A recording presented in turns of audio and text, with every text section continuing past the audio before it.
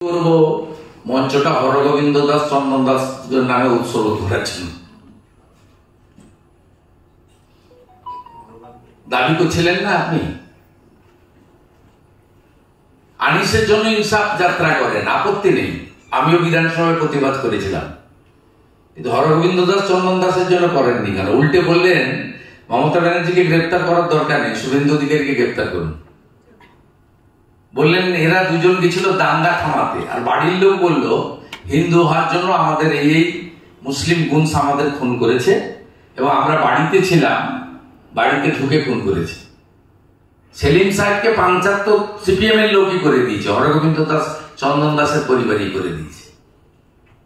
কালকে মঞ্চটা হরগোবিন্দ দাস চন্দন দাসের নামে উৎসর্গ করুন এবং সভার প্রথমে আলাদা করে 2 মিনিট নীরবতা পালন করুন এবং মঞ্চ থেকে হরগোবিন্দ দাস চন্দন দাসের জন্য কোচবিহার থেকে কাকদ্বীপ একটা ইনসাফ যাত্রার আহ্বান করুন, এইটুকু আমি আশা করব। শুভেন্দু দা সোমবার দিন শালবনী যাচ্ছেন, মুখ্যমন্ত্রী মমতা বন্দ্যোপাধ্যায় জিন্দালদের ঢপ মারতে যাচ্ছে। সৌরভ গাঙ্গুলি যাচ্ছে নাকি? চুক্তি হলো যে ওখানে ইস্পাত কারখানা করবে, সৌরভ সঙ্গে যাচ্ছে নিশ্চয়, ঢপ মারতে যাচ্ছে।